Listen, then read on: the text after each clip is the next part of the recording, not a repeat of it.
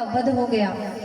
तो अब जाकर राम के पास आया, अभी तक जो नहीं मिला था उसके लिए रो रहा था।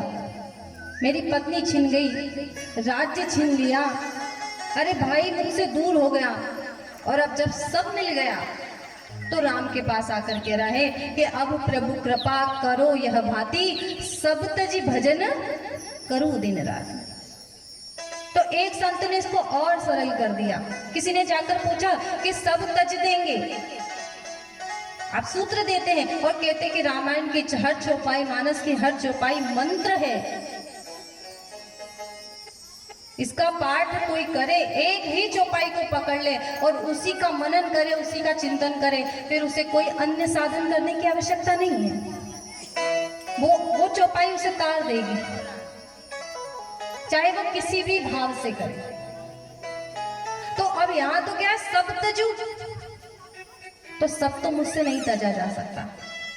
अरे सब छोड़ूंगा तो संसार को छोड़कर वन में जाना होगा। मैं तो संसार को छोड़ दूंगा, लेकिन संसार मुझे नहीं छोड़ेगा, क्योंकि वो मन में है। बाहरी संसार तो व्यवधान नहीं डालेगा, तप में नहीं डालेगा, किसी प्रकार के भजन में, सत्संग में, लेकिन जो अंदर संसार है ना, वो मुझे ये सब छोड़ने नहीं देगा। कभी बेटे की याद आएगी, कभी बहू की याद आएगी, कभी पोते की याद आएगी, कभी गृहस्थी की याद आएगी, कभी व्यवसाय की याद आएगी, तो कभी कुटुंबियों की याद आएगी। कोई शारीरिक कष्ट होगा तो घर में पत्नी है उसकी याद आएगी। तो मैं सब कैसे छोड़ूं? तो संत ने बड़ा सुंदर उत्तर दिया, बोले ये सब तेरे है ही नहीं, ये तो तेरा भ्रम है। तो तू एक काम कर, सब मत छोड़, केवल भ्रम छोड़ दे।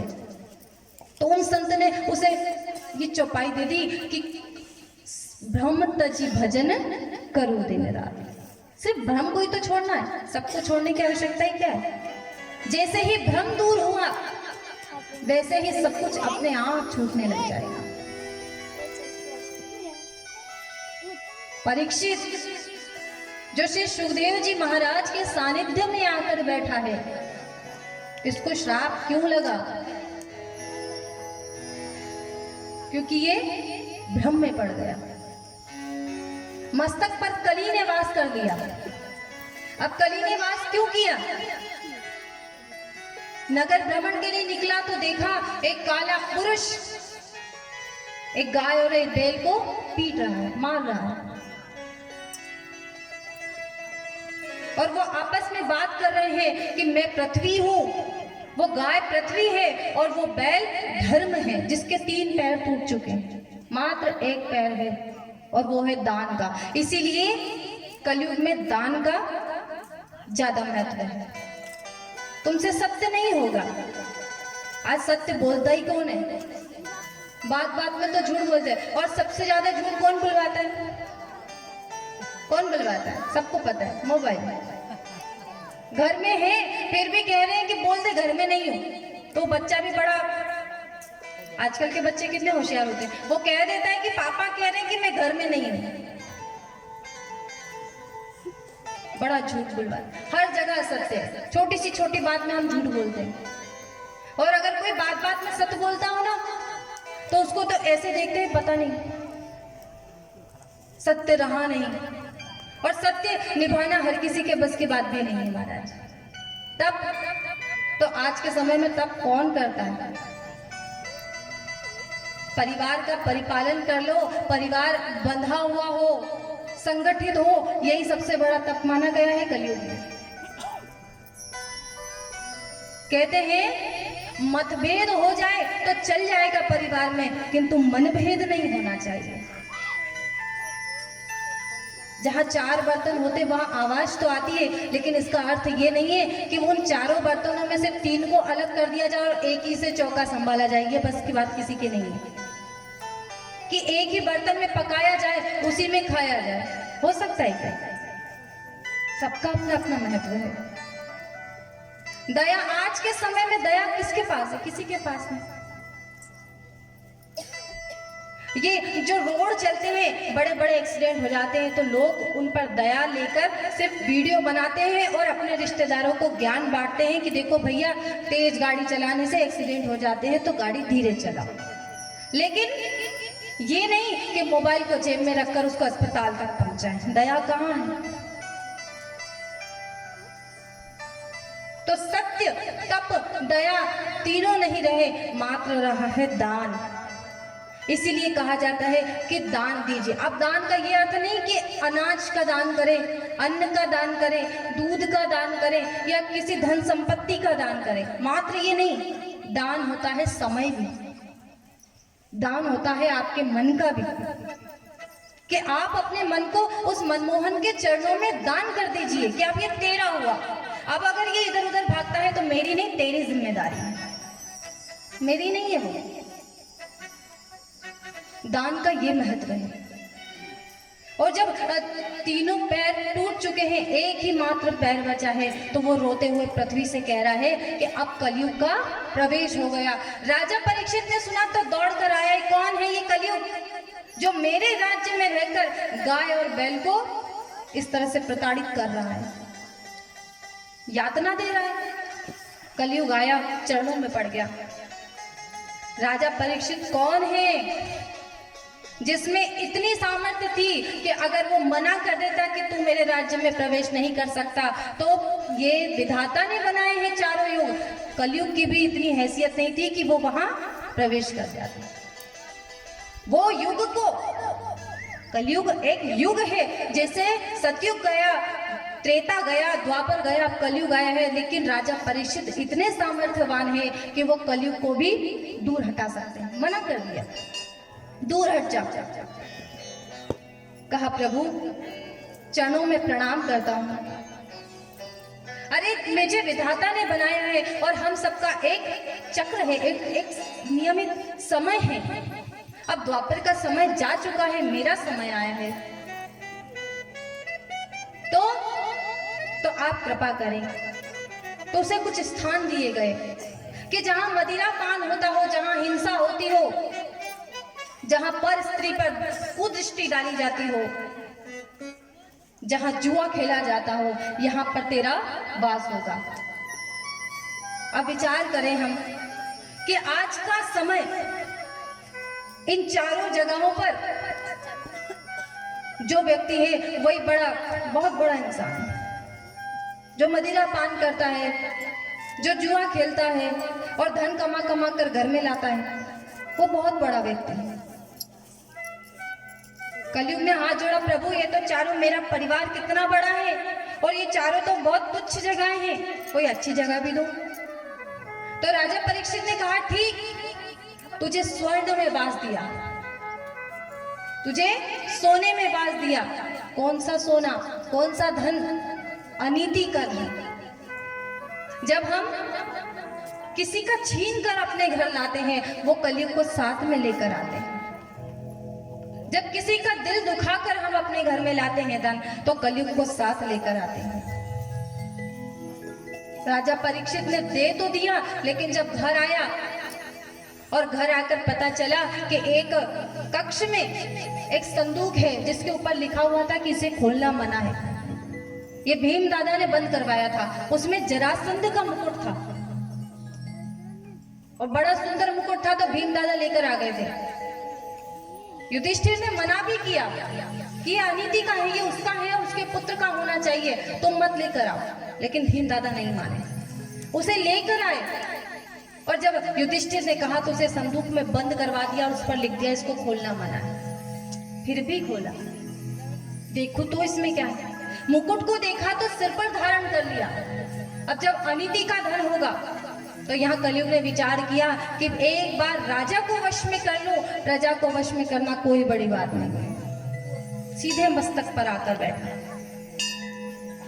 तो वो राजा जो अभी तक गाय और बैल के लिए कलयुग तक को मारने को तैयार हो गया, आज वो शिकार खेलने जा रहा है। एकता शब्द का प्रयोग हुआ है भागवत जी में। एक बार जब वो शिकार खेलने के लिए गया तो भूख और प्यास से तड़प उठा। उस भूख प्यास ने ऋषि का अपमान करवा दिया।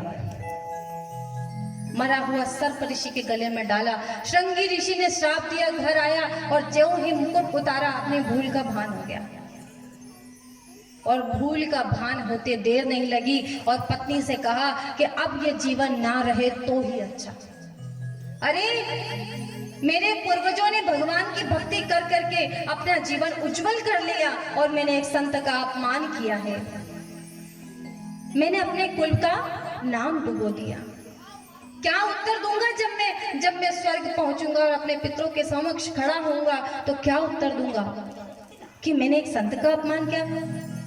क्या गलती की उनकी? और ऐसा विचार करके राजा परीक्षित घर त्यागने को तैयार हुए। तब तक तो बुलावा आ गया कि तुम्हें श्राप है, 7 दिन में जो करना है कर लो। गंगा किनारे पहुंचे श्री सुखदेव जी महाराज आए तो शरणागति ले ली है कि महाराज अब आप ही हैं सब कुछ मेरे। और जब शरणागति ली है तो गुरु महाराज के चरणों में वंदन किया, पूजन किया और गुरु महाराज से कहा कि 7 दिन में मुझे मुक्ति चाहिए। अब यहाँ प्रश्न ये उठता है कि परीक्षित को आवश्यकता क्या थी भागवत कथा सुनने की? कहा जाता है कि जिस वंश में एक भी कोई भक्त हो वो 21 पीढ़ियां तार देता है। सुना है, सबने सुना है। तो परीक्षित के तो पिता भी भक्त, 5 दादा भी भक्त, उनके पिता भी भक्त और उनके पिता भी भक्त, भीष्म पिता माँ भी भक्त, द्रौपदी भी भक्त, कुंती भी भक्त, सुभद्रा तो कृष्ण की बहन है, अर्जुन जो परीक्षित के दादा हैं, अर्जुन वो है जिसके कृष्ण पैर दबाते हैं। तो फिर क्या आवश्यकता है? वो तो वैसे ही तर जाता। जब एक भक्त 21 पीढ़ियों को तार देता है तो उसका तो पूरा परिवार, उसका तो पूरा वंश ही भक्त था, उसके सारे पूर्वज भक्त थे। कभी विचार किया कि परीक्षित को क्या आवश्यकता थी कथा सुनने की? और उनके लिए श्री सुखदेव जी महाराज जो निरंतर नित्य भगवान सच्चिदानंद के स्वरूप में विलीन रहते हैं, उन्हें क्या आवश्यकता थी परीक्षित को कथा सुनाने की? अब जब घर को छोड़कर गंगा किनारे आया है तो गंगा का महत्व भी जानता ही होगा। ये वही गंगा है जिसने कपिल देव के क्रोधाग्नि से जले हुए भरत के, भागीरथ के 60,000 पूर्वजों को तारा था। मात्र स्पर्श करने से वो भगीरथी गंगा भगीरथ के पीछे पीछे चलकर आई है और जहाँ 60,000 भेड़ियां लगी हुई थी, स्पर्श करती हुई जो निकली है तो 60,000 का उद्धार कर दिया। तो जब गंगा के किनारे आया तो क्या वो ये नहीं जानता था कि ये मुझे तारेगी कि नहीं? स्नान कर लेता और ज्यादा ही था तो वो तो द्वापर युग था, गंगा में ही समाधि लगा लेता, वैसे ही उसका तार हो जाता, वो वैसे ही तर जाता। तो फिर सत्संग सुनने की, कथा सुनने की आवश्यकता क्यों पड़ी? सुखदेव जी ने कहा कि अरे तेरे पास 7 दिन है, मैं तुझे 7 क्षण में तार सकता हूं, 7 क्षण में। तो क्या आवश्यकता? परीक्षित को मृत्यु का भय नहीं था महाराज। वो जानता था कि आज तक जिसने मेरी रक्षा की है, गर्भ में भी जब परीक्षित ने जन्म भी नहीं लिया था तब भगवान श्री कृष्ण को उत्तरा ने पुकारा था और परीक्षित की रक्षा करने के लिए भगवान पहुंच गए थे। तो क्या आज परीक्षित पुकारता और भगवान नहीं आते? कभी हम अगर प्रश्न बनाए तो कितने प्रश्न बनते? क्या आवश्यकता थी परीक्षित को कथा सुनने की? वो तो वैसे ही तर जाता। हमने इतनी पूजा पाठ की, हमने भजन किया, कीर्तन किया, कथाएं सुनी, तो हमारे मन में भी एक न एक बात ऐसी आ जाती है कि अरे हमने इतना भजन किया है, कम से कम भगवान अधोगति में तो नहीं भटकेगा। इतना विचार तो हमारे मन में भी आ ही जाता है कि अधोगति में तो नहीं भटकेगा भगवान। क्यों? क्योंकि कलयुग केवल नाम आधार। हमने मन से नहीं, हमने भले ही तन से की हो, भाव से नहीं कुभाव से की हो, लेकिन जहाँ कथा हुई हम जाकर बैठे, जहाँ कीर्तन हुआ हम जाकर बैठे, जैसा नाम लेते बना हमने वैसा नाम लिया है। तो इतनी बात तो पक्की है कि वो हमें हमारा साथ छोड़ने वाला नहीं है। तुलसीदास जी से किसी ने कहा, तुमने कहा कलयुग केवल नाम आधारा, सुमिर सुमिर नर उतर ही पारा। अरे तो नाम लेने की फुर्सत भी तो होनी चाहिए, और मन लगाकर नाम न लो तो क्या भगवान मानेंगे? तुलसीदास जी ने कहा कि चिंता मत कर, एक चौपाई और बताता, सुन। भाव को भाव अलख आलस, भाव को भाव अलख आलस हो। भाव को भाव अलख आलस, भाव को भाव अलख आलस हो। नाम जपत मंगल इसी दस हो। नाम जपत मंगल दिसि दश हो। भाव को भाव अलख आलस हो। भाव को भाव अलख आलस हो। नाम जपत मंगल दिसि दश हो। नाम जपत मंगल दिसि दश हो। क्या कहा कि भाव से जपो, कुभाव से जपो, अरे क्रोध में जपो या समाधि लगाकर जपो, वो एक दो दिशाओं में नहीं, सभी दिशाओं में आपका मंगल करेगा, एक दो दिशा में नहीं। तुलसीदास जी की बात सुनकर वो भक्त बड़ा प्रसन्न हुआ कि अब तो कोई बात ही नहीं है। लेकिन एक बात बताओ, भाव तो समझ में आया, लेकिन कुभाव से किसने जपा? कुभाव से किसने जपा? तो कहा तुझे पता नहीं, रावण ने जपा था। वो 24 घंटे राम राम करता रहता कि बस ये राम मुझे मिल जाए, मैं इसका वध कर दूं और सीता मेरे पास रह जाए। कंस ने जपा, कंस को हर जगह कृष्ण नजर आने लगा महाराज, कि ये कृष्ण मेरा काल है, ये एक दिन आकर मुझे मार दे, इससे पहले मैं उसे मार दूं। इसलिए कृष्ण का नाम निरंतर जपता रहता, निरंतर ध्यान बना रहता, तो भगवान ने उसका भी उद्धार किया। जैसे जपो, लेकिन जपो। आज गांव के लोगों के कारण, और ये भी कहना चाहिए कि वो बड़े बुजुर्गों के कारण जो भले ही कम पढ़े लिखे हैं, लेकिन उनके कारण ही हमारी संस्कृति बची हुई है। वरना आजकल के पढ़े लिखे लोगों को तो राम राम बोलने में भी शर्म आती है, जय श्री कृष्ण बोलने में भी शर्म आती है।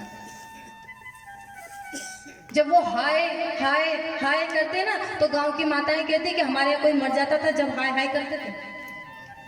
ये जो तुम हाय हाय करते, सही बात है कि नहीं? और गांव में जब एक बुजुर्ग निकलते हैं घर से बाहर, तो जितने लोग देखते जाते हैं वो कहते दादा राम राम, भैया राम राम। क्या अर्थ है इसका राम राम का? क्यों बोलते? सुबह सुबह राम राम बोलने का क्या मतलब है? कहने का अर्थ यह है कि सुबह से मैंने तेरा दर्शन किया है, तो तू साधारण व्यक्ति नहीं है। तेरे अंदर जो राम है वो मेरे अंदर है, और मेरे अंदर जो राम है वो तेरे अंदर है। इसलिए वो कहा गया राम राम। वो जैसे कृष्ण हम किसी व्यक्ति विशेष को नहीं कहते, वो राधे राधे हम किसी व्यक्ति विशेष को नहीं कहते कि क्या वो कृष्ण है तो हम उसे जैसे कृष्ण कहते हैं, लेकिन उसके अंतर मन में जो बैठा हुआ है हम उसको प्रणाम करते हैं महाराज, उसको प्रणाम करते हैं। और हो सके तो घर में ये नियम बनाओ कि जब छोटा बच्चा घर से बाहर जाए ना, स्कूल जाए ना, तो वो बाय मम्मी कहकर नहीं जाए, राधे राधे कहकर जाए, हो सके तो। क्यों? क्योंकि ये नियम बनाना, हमारे घर के नियम हम ही बनाते हैं और हमारे घर के नियम हम ही तोड़ते हैं महाराज। नियम बनाना हमारे ऊपर है, और ये छोटे छोटे बच्चों को जैसा सिखाएंगे वो वैसा ही सीखेंगे। यहाँ राजा परीक्षित को क्या आवश्यकता थी, हम इस विषय पर चर्चा कर रहे हैं। क्या आवश्यकता थी कथा सुनने की? गंगा जी में डुबकी लगाता, प्रणाम करता, गंगा जी वैसे ही तार देती। अरे भगवान कृष्ण को आवाज लगाता, भगवान कृष्ण प्रकट हो जाते, एक ही बार में तार देते। कि तू 7 दिन की कथा सुनने की आवश्यकता क्या पड़ गई? तो सुखदेव जी ने कहा कि परीक्षित तेरे पास 7 दिन है, अगर 6 दिन बीत जाते, 7वें दिन अंतिम 7 क्षणों में भी तू मुझे आवाज लगाता तो भी मैं आकर तुझे तार देता, और अगर तक्षक नाग तुझे डस लेता तब भी तू मुझे आवाज लगाता तो भी मैं तुझे आकर तार देता। तो व्यास जी, श्री सुखदेव जी महाराज के पिता वहीं बैठे, उन्होंने पूछा कि कैसे तक्षक नाग के डसने के बाद तुम कैसे तार देते? तो उन्होंने बड़ा सुंदर उत्तर दिया, कहा पिताजी, अगर तक्षक नाग पैर में आकर डसता तो मैं कानों से श्री कृष्ण के गोविंद हरे मुरारी का नाम इसके कानों से हृदय में उतार देता। इधर से तो जहर चढ़ता और उधर से अमृत नीचे की तरफ उतरता। हृदय में आकर जब दोनों का घमासान युद्ध होता तो मेरा श्री कृष्ण जीत जाता महाराज, वो हारता नहीं और ना वो परीक्षित को मृत्यु होने देता। फिर प्रश्न वही, क्या आवश्यकता थी कथा सुनने की? कथा सुनने की आवश्यकता ये थी कि परीक्षित जानता था कि मेरे पूर्वज कौन हैं। अभिमन्यु जिसने रणभूमि में अपनी वीरता दिखाकर अपने प्राण त्याग दिए और भगवान श्री कृष्ण में विलीन हो गया। अर्जुन जो रणभूमि में थककर जब घर आता था, शिविर में आकर सो जाता, कृष्ण कृष्ण का जाप करने लगता नींद में, तो श्री कृष्ण अपने शिविर से उठकर आते और अर्जुन के पैर दबाने लगते। किंतु मैंने सब किया, राज्य अच्छे से संभाला, यज्ञ किए, ब्राह्मणों की सेवा की, संतों की सेवा की, गौ की सेवा की, केवल और केवल भजन नहीं किया, सत्संग नहीं किया। इसलिए मैं सत्संग करना चाहता हूं और मैं नहीं चाहता कि ये जीवन समाप्त हो उसके पहले मैं सत्संग ना कर पाऊं। केवल मात्र एक ही कारण था कि मैं किसी तरह सत्संग कर लूं। और जैसे ही गुरु महाराज के चरणों में वंदन किया तो मन में एक ही भाव आ गया कि मैं ही नहीं, संसार के हर जीव को कोई ऐसा संत मिल जाए, कोई ऐसा गुरु मिल जाए जो उसका तार जोड़ दे, जैसे आज मेरे गुरु महाराज मेरे पास आए हैं। तो परीक्षित ने कहा कि मेरा तार हरि से जोड़े,